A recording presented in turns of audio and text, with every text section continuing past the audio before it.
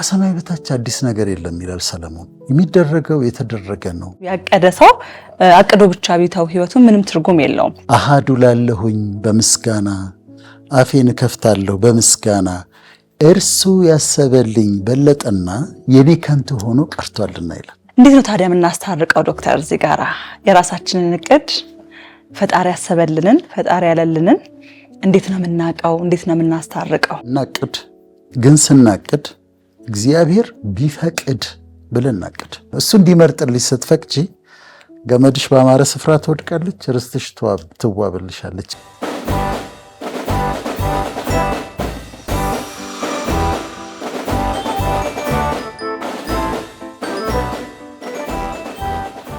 ሰላም ተመልካቾቻችን እንደምን አላችሁልን? እነሆ አርብ በእውቀት አልማዞች ፕሮግራማችን ዶክተር ወዳጄነህ መሐርንና እኔ ጵንኤል ተስፋዬ የተለያየ ሐሳብን ይዘን ወደ እናንተ እየመጣን ቆይታ እያደረግን ነው። ዛሬም ደግሞ አንድ በህይወታችሁ ትልቅ አሻራን የሚጥል ሐሳብ ይዘን ወደ ተመልካቾቻችን መተናል። እንዴት ነህ ዶክተር? ጋዜጠኛ ጵንኤል ተስፋዬ ደህና ነሽ? እግዚአብሔር ይመስገን ደህና ነኝ። እኔም ደህና ነኝ፣ እግዚአብሔር ይመስገን። መልካም እንግዲህ ዛሬ ወደ ተመልካቾቻችን ይዘን የመጣነው ሐሳብ ዶክተር ምንድነው? ስለ ፕላኒንግ ወይም ደግሞ ስለ እቅድ ነው የምናወራው። በህይወት ውስጥ ሁላችንም እናቅዳለን። ስኬት ላይ ያለ ሰውም አልተሳካልኝም ብሎ የሚያስበውን ነገር እንደዚህ ባደርገው ህይወት እንደዚህ ቢሆን ይሄን ብጨምር እያለ ያቅዳል።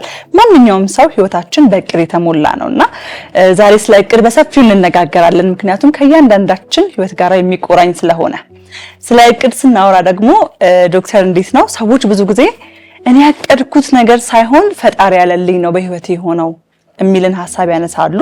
አንዳንድ ሰዎች ደግሞ እያንዳንዱ በህይወቴ የሆነው ነገር ያቀድኩት በፕሮግራም ያደረኩት ነገር ነው የሆነው የሚልም አለና እነዚህን ሐሳቦች እንዴት ነው የምናስማማው? በህይወት ውስጥ የኛ እቅድ አለ፣ ከዛ ደግሞ የፈጣሪ እቅድ አለ። ይሄ እንዴት ነው የሚስማማው? እንዴትስ ማቀራረብ እንችላለን የሚለውን ነገር ዛሬ ሰፊው ስለ እቅድ የምንነጋገር ነው የሚሆኑ ተመልካቾቻችን። መጀመሪያችንን ግን የምናደርገው ዶክተር እንደው ማቀድ ትክክል ነው ወይ? ማቀድስ ምንድን ነው? ዛሬ ስለ እቅድ በደንብ ነው የምናወራው። ይጠቅማል ብዬ አምናለሁ። በጣም ብዙ ሰዎችን ይጠቅማል ብዬ አምናለሁ። እኛ የምናቅዳቸው እቅዶች አሉ። ከዛ ደግሞ ፈጣሪ ደግሞ የሚያቅዳቸው እቅዶች አሉ። አንዳንድ ጊዜ የሱ እቅድና የኛ እቅድ ይስማማል፣ አንዳንድ ጊዜ ደግሞ በጣም ይለያያል። አሁን እንግዲህ እቅድ ስንል ለምሳሌ ዴይሊ ፕላን አለ፣ በየቀኑ የምናደርገው ነገር አለ። አምሹር ይኖርሻል፣ ቱዱ ሊስት ይኖርሻል። እኔ ስልኬ ላይ አደርጋለሁ፣ ቢሮዬ ጠረጴዛ ላይ አደርጋለሁ። ቀን በዛ ቀን የማደርገውን ነገር ከሊና አገኛለሁ፣ ከሊና ያለው ማድረግ ያለብኝን ነገሮች በሙሉ ቱዱ ሊስት የማደርጋቸውን ሊስት እዛ ጋር አዘጋጃለሁ። ብዙ ጊዜ ይሳካል። በየቀኑ የቀን እቅድ ብዙ ጊዜ ይሳካልኛል። ምክንያቱም አጭር ነው፣ ሾርት ተርም ስለሆነ ሲሳካልኝ አየዋለሁ። እንደ ኢመርጀንሲ ካልመጣ በስተቀር ልክ በቅድ ይሄዳለሁ። ከዛ የሳምንት እቅድ አለ፣ ዊክሊ ደግሞ ፕላን አለ። ሰኞ ይሄን አደርጋለሁ፣ ማክሰኞ እንዲህ ነው የማደርገው፣ ሮብ ይሄን ነው፣ ሐሙስ እንዲህ ብለሽ ደግሞ የምታቅጂው አለ። ይሄም ደግሞ ይሳካል ብዙ ጊዜ። ፕሮክራስቲኔሽን የሚባል ነገር አለ። ፕሮክራስቲኔት ማድረግ፣ ፕሮክራስቲኔሽን ካረበሸው በስተቀር ፕሮክራስቲኔሽን ምንድን ነው? ነገ ይደርሳል፣ የሚቀጥለው ሳምንት አድርገዋለሁ፣ ምንም ነገ ሰራለሁ። እሱ ፕሮክራስቲኔሽን ነው የሚባለው። እና ፕሮክራስቲኔት ካላረግን በስተቀር ዴይሊ ፕላን ይሳካል፣ ዊክሊ ፕላን ሳምንታዊ እቅድም ደግሞ ይሳካል፣ ወርሃዊም እንደዚሁ ሊሳካ ይችላል። ባለን ጊዜ ላይ ተመስርተን የምናቅደው ስለሆነ እና እንደዚህ አቅደን ነው ህይወታችንን በእቅድ መምራት አለብን። በኋላ ወደ መንፈሳዊው እንመጣለን። ግን በደንብ ግን በእቅድ መምራት አለብን ህይወታችን። እዚሁ ጋር ግን ዶክተር ሳንሄድ በፊት ወደ ሌላው ሐሳብ በእቅድ መኖር አለብን ብለሃልና ምን ያህል አስፈላጊ ነው? ምክንያቱም የተወሰኑ ሰዎች ይኖሩ ይሆናል በእቅድ ህይወታቸው የሚመሩ። አሁን ያልነውን የቀን እቅድ የሚያወጡ፣ የሳምንት፣ የወር፣ የዓመት እያሉ የሚያወጡ ሰዎች ይኖራሉ። ህይወትን ደግሞ ዝም ብለው የሚኖሩም ሰዎች አሉ። ምንም ነገር የማድረግ የማቀድ በቃ ፈጣሪ ትቼዋለሁ ለሱ ብለው የሚኖሩ ሰዎችም አሉና ምን ያህል ያስፈልጋል እቅድ? እቅድ በጣም ያስፈልጋል። በጣም if you fail to plan you plan to fail ይባላል። ይሄንን ያለውን ሰውዬ ላምጣና ምን ያህል አስፈላጊነቱን ለማሳየት ያስረዳኛል። if you fail to plan you plan to fail ያለው ቤንጃሚን ፍራንክሊን የሚባል ሰው ነው። ቤንጃሚን ፍራንክሊን በምድር ላይ ከኖሩ አንድ ሰው ሆኖ የብዙ ሰዎችን ስራ የሰራ ሰው ነው። ቤንጃሚን ፍራንክሊን አሜሪካዊ ነው። በ1706 ነው የተወለደው። እስከ 1790 ነው የኖረው። የሰራቸውን ነገሮች ባሳይሽ 10 ሰዎች የሚሰሩትን ስራ ነው የሰራው። ከሀብታም ቤተሰብ አይደለም የተገኘው። በጣም ብዙ ትምህርት ቤት ለመሄድ አድቫንስ ለማድረግ አልታደለም፣ ግን ያነብ ነበር፣ ይጠይቅ ነበር። ቤንጃሚን ፍራንክሊን ሳይንቲስት ነበር። ለምሳሌ መብረቅ ላይትኒንግ የሚባለውን ያስረዳው እሱ ነው።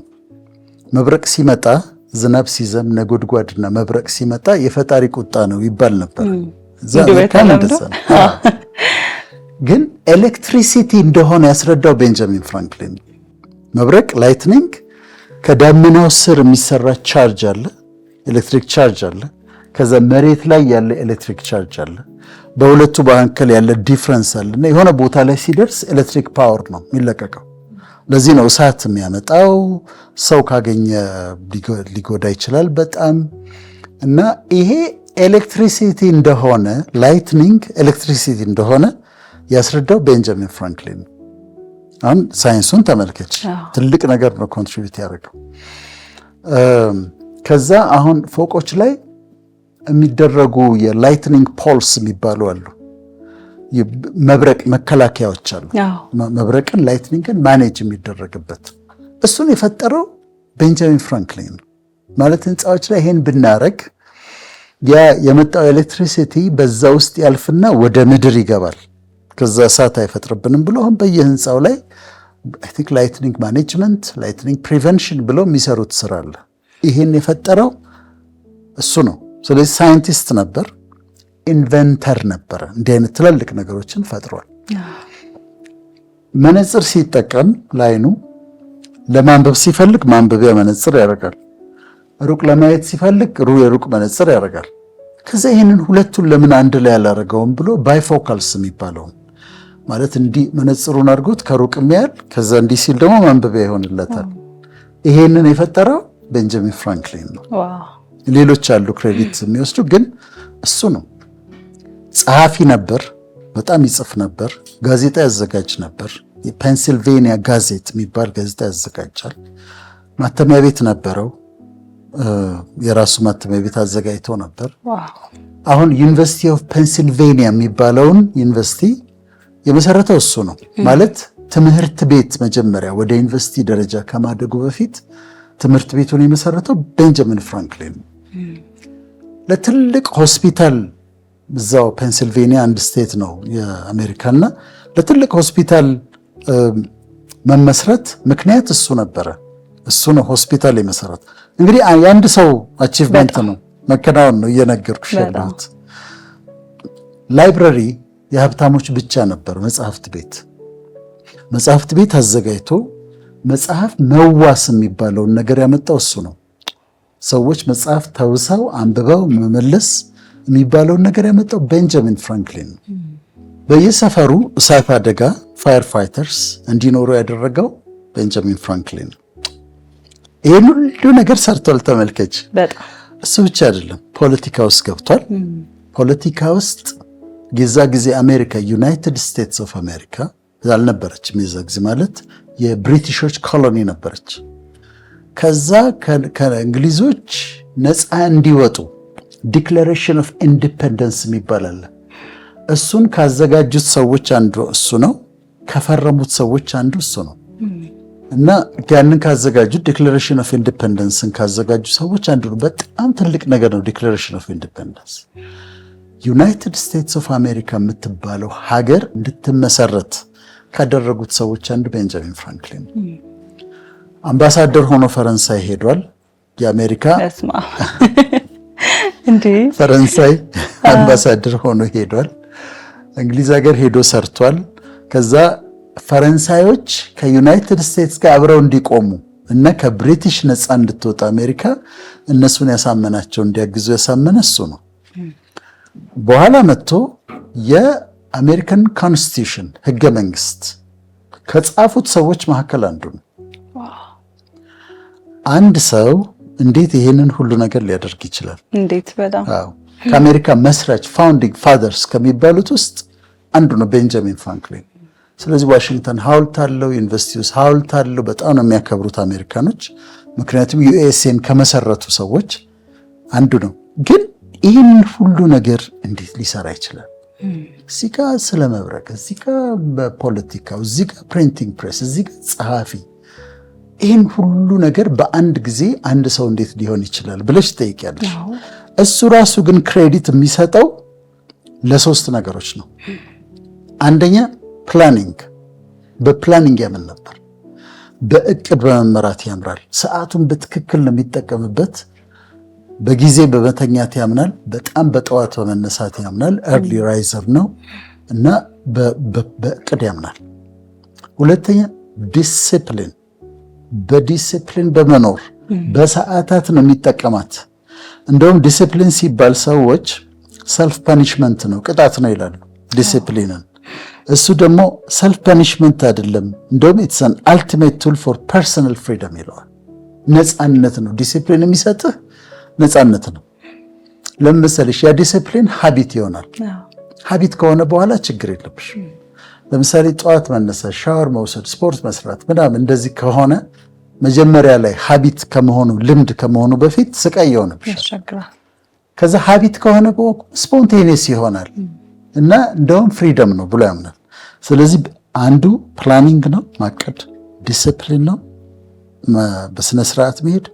ከዛ ኦርደር ደግሞ ኦርደርሊነስ፣ በኦርደር ስርዓት ባለው ቢሮ ብትሄጂ ጠረጴዛው ላይ ሁሉ ነገር ኦርደር አለው። ቤቱ ብትሄጂ እያንዳንዱ ነገር ኦርደር አለው እና ለአቺቭመንቱ እነዚህን ነው የሚሰጠው። ስለዚህ ማቀድ በጣም ልዩነት አለ። ከሱ ህይወትም ደግሞ እንደምታየው ይህን ያህል ሰክሰስፉል የሆነው ቤንጃሚን ፍራንክሊን አንዱ ምክንያቱ ማቀድ ነው። ከዛ ዲሲፕሊን ነው። ከዛ ኦርደርሊነስ ደግሞ ከማቀድ ጋር ይያያዛሉ። ራሱ ያቀደ ሰው አቅዶ ብቻ ቢተው ህይወቱ ምንም ትርጉም የለውም። ያቀደውን ነገር በዲሲፕሊን ማድረግ መቻል አለበት። ህይወቱ ላይ ደግሞ ሲተገብረው ያ ነገር ይመጣል። ስለዚህ ከእቅድ ጋራ የተያያዘ ነገርን ነው አንድ ላይ ሶስቱንም ሀሳቦች ስንመለከታቸው የምናገኘው። እንግዲህ ወደ መጀመሪያው ሀሳባችን እንመለስና ዶክተር፣ መጀመሪያ ላይ የቀን እቅድ አለ፣ የሳምንት እቅድ አለ፣ የወር እቅድ አለ ብለን የእቅድ አይነቶችን እያነሳን ነበረ። ከዛ በተጨማሪ ደግሞ የህይወት እቅድ አለ። ይሄ ላይፍ ታይም ፕላን የምንለው ማለት ነው። ሰዎች ረጅም የሚያቅዱት የዛሬ ዓመት፣ የዛሬ 2 ዓመት፣ የዛሬ 5 ዓመት፣ የዛሬ 10 ዓመት እያሉ ሰዎች ራሳቸውን የሚያስቀምጡት የሚያቅዱት ነገር አለና ያስ እንዴት ትገልጸዋለህ? ይሳካሉ ይሆናሉ? ዶክተር፣ ይሄ በጣም ጥሩ ጥያቄ ነው። የኔ አሁን ቅድም የቀን እቅድ፣ የሳምንት እቅድ፣ የወር እቅድ ይሳካልኛል አልኩሽ አይደል? የላይፍ ታይም እቅድ ግን ይለወጥብኛል። አሁን የኔን ምሳሌ ባቀርብልሽ በእውነት ይለወጣል? በጣም ይለወጥብኛል። እኔ ካሰብኩት ምሳሌ ልስጥሽ። እሺ፣ የሕክምና ተማሪ ነኝ። 23 ዓመቴ 24 ዓመቴ ነበረ። ከዛ ላይፍን ሳስበው ሕክምና ጨርሳለሁ። በ25 ዓመቴ ነው ዶክተር የሆንኩት። ከዛ ስፔሻላይዝ አረግና እማገባው በ35 ዓመቴ ነው ብዬ አስባለሁ። ስፔሻላይዝ አድርጌ ኑሮዬን አደራጅቼ ምን ብዬ ልክ 35 ዓመት ሲሆነኝ አገባለሁ አልኩኝ። በስንት ዓመት ያገባሁ? በ27 ዓመት ቀነሰ። ስለዚህ ወደፊት መጣል እቅድ። በ27 ዓመት ያገባሁ ልጅ። ከዛ የተለየ ልጆች የሚወለድኩት ለሁለተኛ ትዳሬ ነው። ሁለተኛ ምሳሌ ልስጥሽ። እሺ፣ ድሮ የዛሬ 23 ዓመት ምናምን አቅዳለሁ። ሳቅድ ምን እላለሁ መሰለሽ? ልክ ሚሊኒየሙ አካባቢ እስከ ሚሊኒየሙ ድረስ ኢትዮጵያ ውስጥ እኖራለሁ። ልክ ሚሊኒየሙ ሲመጣ ወደ አሜሪካ ሙቭ አደርጋለሁ። ኑሮዬን እዛ አደርጋለሁ። ቨርጂኒያ እወደዋለሁ፣ ቨርጂኒያ እኖራለሁ እላለሁ። ቺካጎ አካባቢ ብዙ ወዳጆች ነበሩ፣ እዛ እኖራለሁ ብዬ አቅዳለሁ እና በደንብ አስቤበት ልክ ይሄ ጋር እዚህ ጋር ስደርስ እስከዚህ ድረስ ኢትዮጵያ፣ ከዛ በኋላ አሜሪካ ብዬ አሰብኩኝ። ከዛ ሄዳለሁ እመጣለሁ። እኔ ኖርኩት መስቀል ፍላወር ነው ብዙ ዓመት። እዚህ አዲስ አበባ መስቀል ፍላወር አሁንም ያለው ሲኤምሲ አካባቢ ነው። ያስበው የነበረው ልክ በዚህ ጊዜ ወደዛ ሙቭ አድርጌ እዛ ኖሬ ምናምን ያልኩት አልሆነም። ከፈጣሪ ስላልሆነ ማለት መኖር ስላቃተኝ አይደለም። እዛ ዜግነቱ አለኝ፣ ፓስፖርቱ አለኝ፣ ግን እንደዛ አይደለም የሆነው። ከዛ ከዚሁ ጋር ተያይዞ እዛ ሄዳለሁ ስል እዛ አሜሪካ ውስጥ ጥሩ ሳይኪያትሪስት ሆኜ የአእምሮ ሐኪም አንድ ሆስፒታል እየሰራሁ ብዬ ነበር ያቀድኩት ትምህርቶቼን ከመማሬ በፊት። አሜሪካ የሚሰራ ሳይኪያትሪስት አይደለም የሆንኩት። ኢትዮጵያ ውስጥ ግን 3 ማስተርሶችን ሰራሁና እንደዛ ሆነ። እሺ 3ኛ ምሳሌ ልንገርሽ። ጆን ሆፕኪንስ ለሚባል ዩኒቨርሲቲ ሰራ ነበር። ደምበል ሲቲ ደምበል ህንጻው አለ አይደል? እዛ ላይ ነበር እና የኛ ክሊኒሽንስ ኮንሰልቴሽን ሴንተር ይባላል። እነ ዶክተር እመቤት ዶክተር ዳዊት ወንድማገኝ አብሮኝ ይሰራ ነበር። ሳይኪያትሪስቱ አለመኖር ደራሲ እና አብረን ሰራ ነበር። አሁን ሲስተም ውስጥ ገባው። የኤንጂኦች ሲስተም ነው። ስለዚህ ከዛ በኋላ ቀጥሎ መሄድ የምትፈልጊባቸው ቦታዎች አሉ። ጆን ሆፕኪንስ ጋር ከሰራሽ ጆን ሆፕኪንስ ቦልቲሞር ነው ያለው ዋና ዩኒቨርሲቲ ሄጃለሁ። እዛ በዚሁ የምትገቢው ወደ WHO ዩናይትድ ኔሽን ዓለም አቀፍ ድርጅቶች። ስለዚህ ፕላን አደረኩ። እዚህ ጋርማ ከሆንኩ ደግሞ የክፍሉ ኃላፊ ኮኦርዲኔተር እኔ ነበርኩኝ። እዚህ ጋር ከደረስኩ ኔክስት ስቴፕ WHO ነው ወይም ዩናይትድ ኔሽን ነው ወይም አፍሪካ ዩኒየን ነው አልኩኝ። አልገባሁም። ሆነስትሊ አላመለከትኩም ጭራሽ። ምክንያቱም ውስጤ አልተሰማኝም። በዚህ ጋር ሄጄ የራሴን ኮንሰልተንሲ ከፍቼ የራሴን ቢሮ ነው አሁን ከፍቼ የምገባው። አልተቀጠርኩም። ወደፊትም እንደዛ አይሆንም። ስለዚህ ምን ማለት ነው? አንዳንዶቹ ነገሮች ያቀድሻቸው ነገሮች ወይ በጊዜ ይቀድማሉ ወይ ይቆያሉ፣ ወይ መንገዳቸው ይቀይራል፣ ቦታቸው ይቀይራል። አሜሪካ ይሆናል ያልሽው ኢትዮጵያ ይሆናል። እንደዚህ ይሆናል። እቅዱ ይቀያየራል። ስለዚህ ሁሉም እቅዳችን በተለይ ደግሞ የረጅም ጊዜ እቅዳችን ይሆናሉ ብለን እርግጠኛ መሆን አንችልም ማለት ነው። ትንሽ አስቸጋሪ ነው። ግን ምን ይላል መሰለሽ፣ አንድ በጣም ወደው መዝሙር ነበር። አሃዱ ላለሁኝ በምስጋና አፌን ከፍታለሁ በምስጋና እርሱ ያሰበልኝ በለጠና የኔ ከንቱ ሆኖ ቀርቷልና ይላል። አሃዱ ላለሁኝ በምስጋና አፌን ከፍታለሁ በምስጋና እርሱ ያሰበልኝ በለጠና የኔ ከንቱ ሆኖ ቀርቷልና ይላል።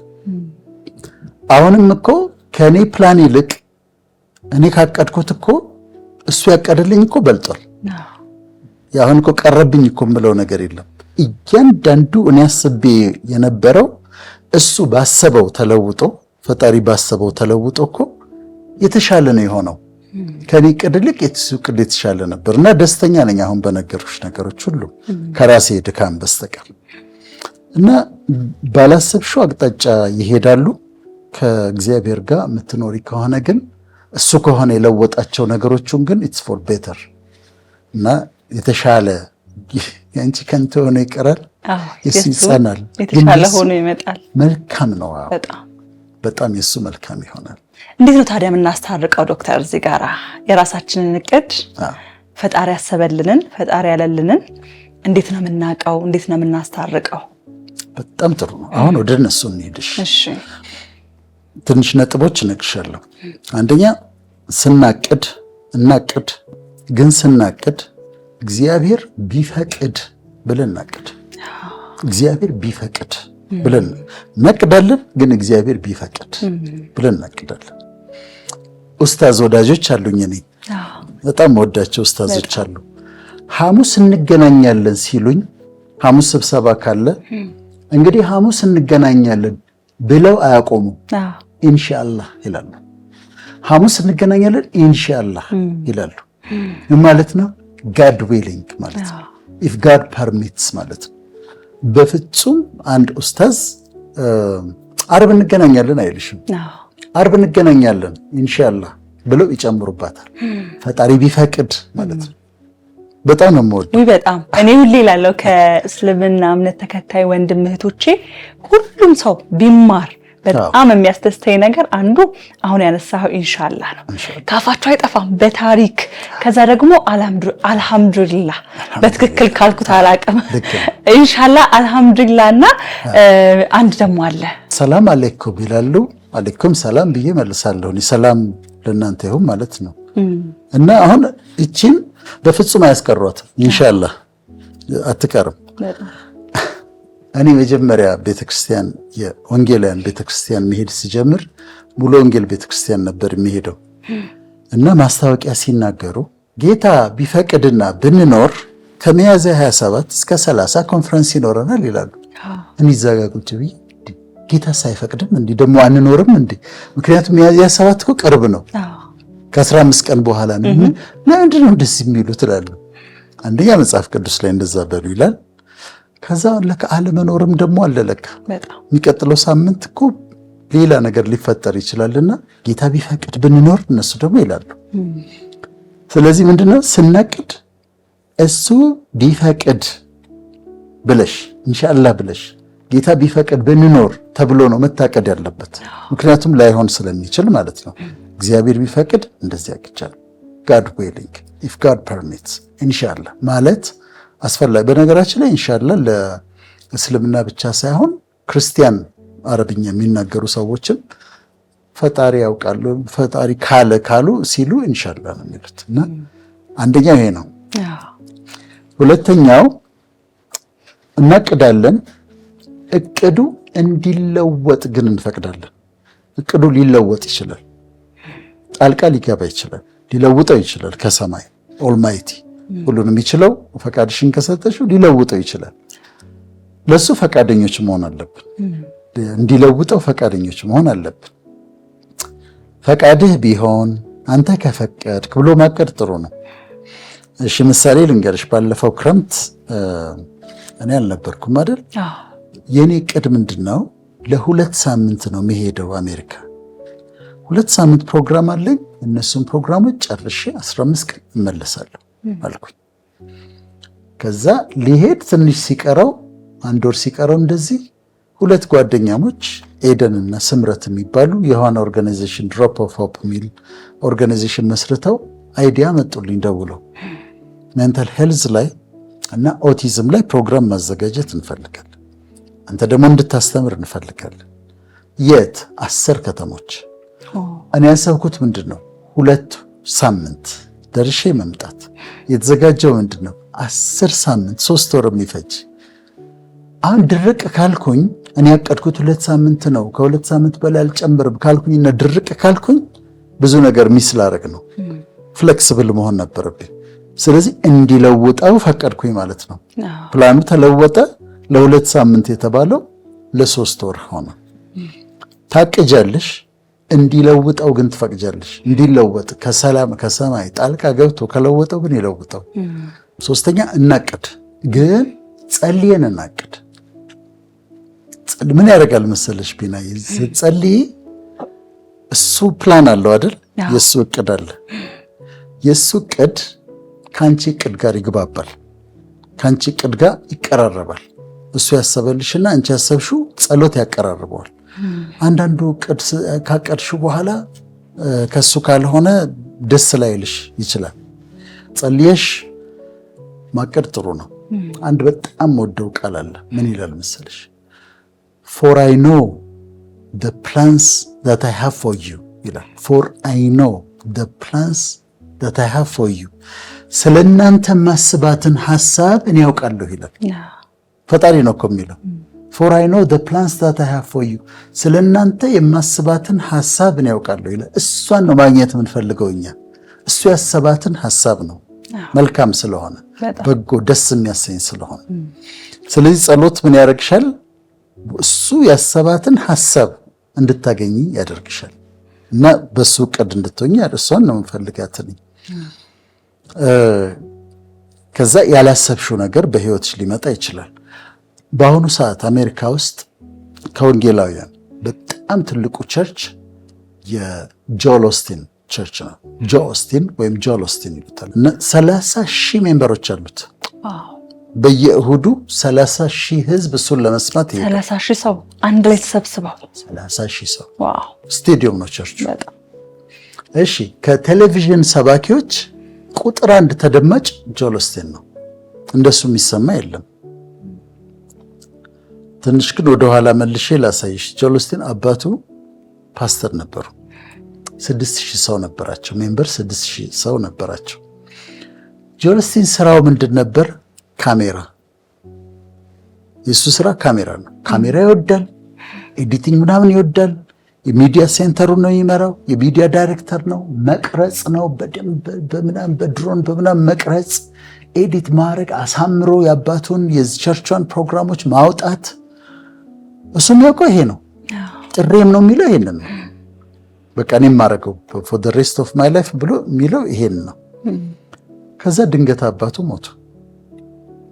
አባቱ ሲሞቱ ሽማግሌው የተሰበሰቡና አንተ ስበክ አሉት። በአማርኛ እኔ አይነት ነገር ነው ያላቸው። እኔ አላውቅም አላቸው። ይህ ምን ማስተማር ነው የሚባል ነገር ነው ያላውቅም። ፓስተር አምጡ፣ እኔ ስራዬ ካሜራ ነው፣ ሚዲያን ነው ዳይሬክት የማደርገው፣ ከዛ ውጭ እኔ የማውቀው ነገር የለም አሉ። ይሽድ ፕሬች አሉት። ከዛ ተገዶ ማለት ትችላለች። በጣም ነው የሚያፍረው፣ በጣም ነው የሚፈራው ሰው፣ የሰው ፊት በጣም ነው የሚፈራው። እንደምንም ብሎ ወጣና የመጀመሪያውን ስብከት ሰበከ። አንዳንዶች ያሾፉበት፣ አብዛኛው ህዝብ ግን ወደደው። የሚቀጥለውም ሳምንት አንተ ነህ የምታስተምረው ተባለ። ከዛ አስተማረ፣ ሰዎች ወደዱት። ህዝብ እየጨመረ መጣ፣ ጭራሽ እየጨመረ መጣ። ይበተናል ያሉት ህዝቡ ወደደው። በጣም በጣም ተወዳጅ ሆነ። እሱ በፍርሃት ነው እኮ የሚቆመው፣ እንደው እርዳኝ ብሎ ነው የሚቆመው። በጣም ተወደደ። ህዝቡ ጨመረ። አዳራሹ ሊይዛቸው አልቻለም። ስለዚህ ሄዶ የከተማውን የቤዝቦል ስቴዲየም ስቴዲየሙን ገዛው እና ስቴዲየሙን ቸርች አደረገው። ወንበር ግጥም አድርጎ 30,000 ሰው ሚይዝ እንደዛ አድርጎ ለወጠው። ከዛ በሚዲያ ደግሞ ሲያስተምር ህዝብ በጣም ወደደው። በጣም ማለት ሁሉም ሃይማኖቶች ይሰሙታል። እንደ ሞቲቬሽናልም ነገር አለው። በጣም ማጽናናት እንትን አይነት ነገር አለው። ኮምፈርት መስጠት አለው እና እንደዛ ነው። የሚተቹትም አለው፣ ዴፊኒትሊ የሚቃወሙትም አለው ክርስቲያኖች። ከዚህ ሚዲያ ነምበር 1 ሆነ። መጽሐፍ ቢጽፍ መጽሐፉ የኒውዮርክ ታይምስ ቤስት ሴለር ሆነ። ይሄ ልጅ ያለው እኔ ሚዲያ ዳይሬክተር ነኝ፣ እኔ ካሜራ ነው ስራዬ ነው ያለው። የሱ ቅዲያ ነበር። የሱ ቅዲያ ነው። ከላይ የታቀደለት ግን ይሄኛው ነው። for I know the plans that I have for you፣ ስለናንተ ማስባትን ሐሳብ አውቃለሁ፣ ፍጻሜና ተስፋ ሰጣችሁ ዘንድ ለበጎ ነው እንጂ ለክፉ አይደለም ይላል። ፍጻሜና ተስፋ ሰጣችሁ ዘንድ ለበጎ ነው እንጂ ለክፉ አይደለም ይላል። እኔ እሱን ነው የምፈልገው። እሱ ያቀደውን ነው የምፈልገው። አዎ በጣም እሱ ይበልጣል፣ ምንም ጥያቄ የለውም። ስለዚህ እናቅድ፣ ግን ጸልዬ እናቅድ። እሺ፣ አራተኛው እናቅድ፣ ግን እጣችንን እሱ እንዲያወጣልን እንፍቀድ። ማለት ምርጫችንን እሱ እንዲመርጥልን እንፍቀድ። ያዕቆብ ልጆች አሉ፣ 12 ናቸው። ሮቤል፣ ስምዖን፣ ንፍታሌም፣ አሴር፣ እንደዚህ ይሁዳ፣ ዳን አሉ እና ከነሱ መካከል አንዱ ሌዊ ይባላል። ሌዋውያን የሚል መጽሐፍ አለ መጽሐፍ ቅዱስ ውስጥ፣ ሌቪቲከስ ከሱ ነው። እና ሌዊ ከ12ቱ አንዱ ሌዊ ነው። ኢያሱ መርቷቸው ወደ ወተትና ማር ወደምታፈሰው ምድር ሲገቡ አከፋፍላቸው አለው። ፈጣሪ እግዚአብሔር ነው የሚለው። አከፋፍላቸውና መሬት ስጣቸው፣ ለሮቤል፣ ለንፍታሌም፣ ለአሴር፣ ለይሁዳ፣ ለዳን መሬት ስጣቸው፣ ለሁሉም ለ11ዱ። ለሌዊ ግን እንዳትሰጠዋል። መጀመሪያ ስትሰሚው ፌር አይመስልም። ለሁሉም ስጣቸው፣ ለሌዊ እንዳትሰጠው። ለምን? ለሌዊ ድርሻው እኔ ነኝ፣ እድል ፈንታው እኔ ነኝ፣ ፖርሽኑ እኔ ነኝ። ያ አይደለም። ምክንያቱም ሌዋውያን ሌዊም የሌዊ ዘርም የሚያገለግሉት ቤተ መቅደስ ውስጥ ነው። ስለዚህ ወደ ቤተ መቅደሱ ይመጣ መባ፣ አስራት፣ በዛ ዘመን ደግሞ በጉም ምንም ይመጣ ነበር። እሱ ነው የኔ እድል፣ ሌዊ እኔ ነኝ እድል ፈንታው፣ ከዛ ያ ነው የእሱ ጥቅም ብሎ አለ እና በጣም ያስገርማል። አሁንም እኮ ፒናዬ ለቤተ ክርስቲያን መባ ይሰጣል፣ አስራት ይሰጣል። መሰጠትም አለበት፣ ግዴታ ነው። አዎ አንደኛ ከብሌሲንግ ጋር ተገናኝቷል። አስገቡ ወደኔ ስቶር ሃውስ፣ ወደኔ ቤተ መዛግብት አስገቡ፣ የሰማይን መስኮት ባልከፍትላችሁ በዚህ ፈትኑኝ ብሏል። ሁለተኛው ፐርፐዙ ደግሞ እዛ ውስጥ የሚያገለግሉ ካህናት፣ አሁን ተዋህዶ ውስጥ ያሉ ካህናቶቹ አንዳንዶቹ ቤተሰብ አላቸው። በምንድን ነው የሚኖሩት? ምንድን ነው የሚበሉት? ምንድን ነው የሚለብሱት? ቤት ኪራይ በምንድን ነው የሚከፍሉት? መባና ስርዓቱ ገብቶ ለካህናቱ ነው የሚሆነው። ለካቶሊክም ቤተክርስቲያን ካህናት እንደ ወንጌላውያንም ጋር ፓስተሮች፣ ወንጌላውያን ከዛ ነው የሚያገኙት። ስለዚህ መባና ስርዓት መሰጠት አለበት፣ ግዴታ ነው። በረከትም አለ፣ ያምንበታል። አይ አይደለም በአዲስ ኪዳን የለም የሚሉ አሉ። እኔ ግን አልስማማም። ሌዊ እድል ፈንታው እኔ ነኝ። አሁን በዚህ ዘመን ሌዊ የቤተ ክርስቲያን ካህናቶች ናቸው እና መሰጠት አለበት። ከዛ አንዳንድ ሰዎች ደግሞ አሁን ንጉሥ ዳዊት ራሱ ተነስቶ እኔ እድል ፈንታዬ እግዚአብሔር ነው ይላል። ሌዊን እሱ አምላክ እድል ፈንታ እኔ ነኝ እድል ፈንታው አለ። ዳዊት ደግሞ እኔ እድል ፈንታዬ እግዚአብሔር ነው፣ በቃ የደረሰኝ እሱ ነው። ከዛ እድል ፈንታው እሱ ስለሆነ የኔ ሀብቴ እግዚአብሔር ነው ማለት ነው፣ ብልጽግናዬ እግዚአብሔር ነው ማለት ነው። እኔም እንደዛ ነው የምፎክረው። እኔ እግዚአብሔር ነው የምለው፣ እድል ፈንታዬ ሀብቴም ብልጽግናዬም እግዚአብሔር ነው ያለኝ ብለው እኔም እንደዛ ነው የምለው። እና እንደዛ ሲሆን ግን ዕጣዬን የምታጠና አንተ ነህ ይለዋል ይሄ ዳዊት፣ ንጉሥ ዳዊት። ምን ማለት ነው? ዕጣ ለማውጣት ሲመጣ ሁሉ ሰው ዕጣ ያወጣል አይደል? አንተ አንሳ እሺ፣ አንተ አንሳ እሺ፣ አንተ አንሳ። ዳዊት ጋር ሲደርስ አንተ አውጣልኝ ይለዋል። እሱ አያወጣም። አንተ አውጣልኝ፣ እኔ አልፈልግም፣ አንተ አንተ ምረጥልኝ ማለት ነው። ባገባም ሚስቴ ምረጥልኝ፣ ስራዬም ምረጥልኝ፣ የምኖርበትን ቦታ ምረጥልኝ፣ ማረገውን ምረጥልኝ። ሙሉ በሙሉ ምርጫውን ለሱ መስጠት ነው። ከዛ ደግሞ በጣም መወደዋለሁ ራሱ ዳዊት የሚለው ዕጣዬን የምታጠና አንተ ነህ ይልና ገመድ ባማረ ስፍላ ወደቀችልኝ፣ ርስቴም ተዋበችልኝ። ገመድ ምንድን ነው? የኢንሄሪታንሳቸውን የሚለካበት በገመድ ተለክቶ ይሄ አንተ ነው፣ ይሄ አንተ ነው የሚባለው ነው። እና አንዳንዴ ገመድሽ ባማረ ስፍራ ትወድቃለች። ቴክሳስ ውስጥ ነው፣ ብዙ ቆይቷል ካነበብኩት። እና የሆኑ ቤተሰቦች ቤት ይገዛሉና ቤት ሊገዙ ፈልገው ሚስትየዋ ነች መሰለኝ የሆነ አስቀያሚ ቤት መረጠች፣ ማያምር። አሁን ይህን ነው ትመርቸው አለት። በቃ ውስጧ ግን ወደደው። ይሄን ነው የምንገዛው አለች። አረ የተሻለ ቤት እንግዛ። አይ ይሄን ነው አለች። ከዛ ያንን ቤት ገዙት። በገዙት በ6 ወር ውስጥ እንደ ምሳሌ ቁጥሩን አላስታውስም፣ ለምሳሌ $1 ሚሊዮን ገዝተውት ከሆነ በገዙት በ6ኛ ወር አንድ ካምፓኒ መጣ እና ይሄንን ቦታ እንፈልገዋለን አላቸው። ይሄን ቦታ እንፈልገዋለን አላቸው። ነው ቤታችን ነው አሉ። የግድ ይሄንን ኤሪያ በሙሉ ዴቨሎፕ ስለምናደርግ ቦታውን ስለምንፈልገው ሽጡልልኝ። 10 እጥፍ $10 ሚሊዮን ማለት ነው ካምፓኒው ከፍሏቸው፣ ሌላ ቆንጆ ቤት በ3 ሚሊዮን ከገዝተው 7 ሚሊዮን። ገመዴ ባማረ ስፍራ ወደቀችልኝ፣ ርስቴ ተዋበችልኝ ማለት ይሄ ነው። እሱ እንዲመርጥልሽ ስትፈቅጂ ገመድሽ ባማረ ስፍራ ትወድቃለች፣ ርስትሽ ትዋብልሻለች። እና እድል ፈንታዬ አንተ ነህ ማለት ዕጣዬን አውጣልኝ ማለት ያስፈልጋል። አምስተኛው እናቅድ። ግን ስናቅድ ፌል ሊያደርግ ይችላል፣ እንወቀው ነው ሊያደርግ ይችላል። ኢትስ ኦኬ። አቅደን አንዳንድ ጊዜ ካልተሳካ ኢትስ ኦኬ። እግዚአብሔርን ለሚወዱት እንደ ሐሳቡ ለተጠሩት ነገር ሁሉ ለበጎ ይደረጋል የሚለው እዚህ ጋር ይመጣል። ለበጎ ነው። ፌል ካረገብሽ አስበሽ ካልተሳካ በቃ ለበጎ ነው ብለሽ ታዩ። ኢትስ ኦኬ። በቃ አልሆነም። ጠንክሮ መስራት ካልተሳካ ለበጎ ነው ማለት። አንድ ጊዜ አንድ ሰራተኛ ከአንድ መስሪያ ቤት ተባረረ። አባረረው አለቃው። ከተማውን አላስታውስም፣ ውጭ ሀገር ነው። ከዛ ተናዶ አልፎ አልፎ ሲጋራ ያጨስ ነበር። አሁን በጣም ስለተናደደ ከስራው ተባሮ ወጥቶ ሲጋራ ፈለገ። ከዛ ወደ ቤቱ በእግሩ እየሄደ ሲፈልግ ሱቅ የለም። አሁንም ፈልጓል። ሲጋራ ማጨስ በጣም መጥፎ ነገር ነው፣ በጣም ክፉ ነገር ነው። በጣም ያጨሱም ማቆም ነው ያለባቸው ለጤናቸው። እና ቢፈልግ ሱቅ የለም፣ ሲጋራ ኬት ይግዛ። አሁንም ቢሄድ የለም። ረዥም መንገድ ሄዶ ሱቅ አጣ። ከዛ ቤቱ አካባቢ ሲደርስ አገኘና ገዛ።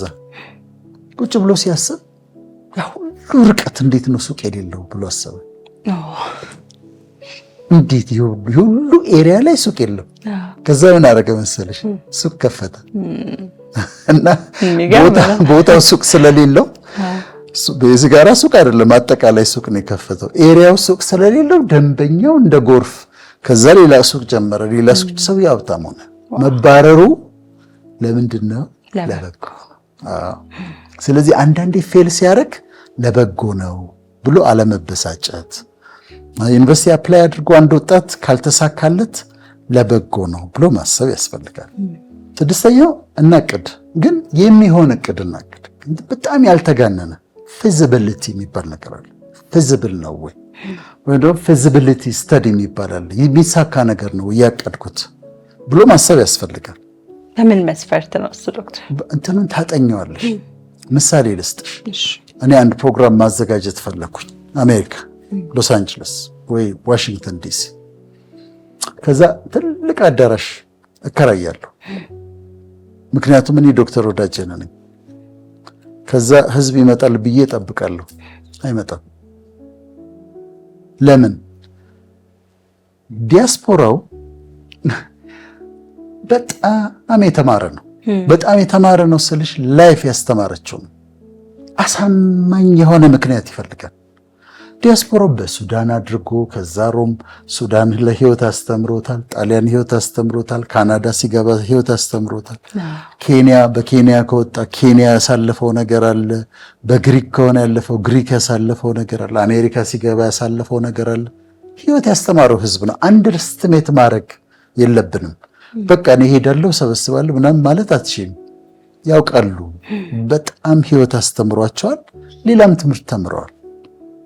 ሰርተው ነው የሚኖሩት፣ ለፍተው ነው የሚኖሩት። በጣም ክሬዲት መስጠት ለዲያስፖራ ያስፈልጋል። እኔ በዚህ አጋጣሚ ክሬዲት መስጠት እፈልጋለሁ። ውጭ ላሉ እህቱ ለምን ስንት ቤተሰብ ነው ዲያስፖራው የሚያስተዳድሩ? በጣም የብዙ እናቶችን ቤት ኪራይ የሚከፍለው ዲያስፖራው ነው። ታናናሾቻቸውን የሚያስተምሩት ዲያስፖራዎች ናቸው።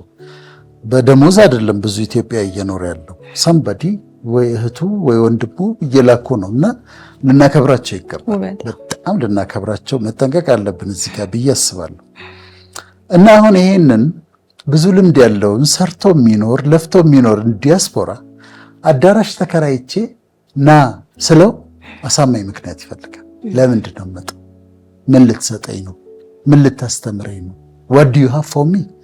አሳማኝ ምክንያት ከሰጠሁት ግልብጥ ብሎ ይመጣል። አይ በቃ እንዲሁ ዝም ብሎ እንድናወራ ነው አይመጣም። ስለዚህ አሁን ፊዚቢሊቲውን ማጥናት አለብሽ ማለት ነው። ዲያስፖራው ጋር የሆነ ነገር ላደርግ ስል ዝም ብሎ የግጥም ምሽት ብሎ ይዘጋጅለታል፣ አይመጣም። ከገጣሚዎቹ ግን የሚያገኘው ሰብስታንስ ያላቸው ገጣሚዎች ከሆኑ ግን ይመጣል። ስለዚህ ይሆናል ወይ ብሎ ቼክ ማድረግ ያስፈልጋል። ስለዚህ ይሄ ትልቅ ምሳሌ ነው። በጣም በጥንቃቄ የሚያስፈልገው ጉዳይ ነው። ሰባተኛ እናቅድ፣ ግን ስናቅድ አገልግሎት ለመስጠት እናቅድ። ገንዘብ አገኛለሁ ብለን አናቅድ። ለምሳሌ ሆስፒታል የሚከፍት ሰው ሄልዝ ኬር ፕሮቫይድ ያደርጋል፣ ከዛ ገንዘብ ያገኛል። ሆቴል የሚከፍት ሰው ሆስፒታሊቲ ፕሮቫይድ ያደርጋል፣ ሰዎችን ያስተናግዳል፣ ሆስፒታል ያከማል፣ ከዛ ገንዘብ ያገኛል። ትክክለኛው እንደዛ ነው። ዝም ብሎ ግን ሚሊዮነር ሆናለሁ ብዬ ብነሳ፣ ዝም ብሎ ሰርቪስ ሳልሰጥ ሚሊዮነር ሆናለሁ ብዬ ብነሳ ጋምብሊንግ ነው፣ ቁማር ነው። አንዳንዴ ይሳካል፣ አብዛኛውን ጊዜ አይሳካም። ስለዚህ ስናቅድ ሰርቪስ ለመስጠት አገልግሎት ለመስጠት እናቅድ። ሰዎችን ለመጥቀም እናቅድ። ሰዎችን ስንጠቅም እንጠቀማለን እንጂ በቃ ገንዘብ ለማግኘት ነው ሚሊዮነር ነው የምሆነው ቢሊዮነር ነው እንደሱ አይሰራም። ሰርቪስ መሰጠት አለበት ማለት ነው። ስምንተኛው እናቅድ። ስናቅድ ግን ምሳሌ የሆኑ ሰዎችን አይተን እናቅድ። በህይወታችን ከሰማይ በታች አዲስ ነገር የለም ይላል ሰለሞን። የሚደረገው የተደረገ ነው። somebody did it before።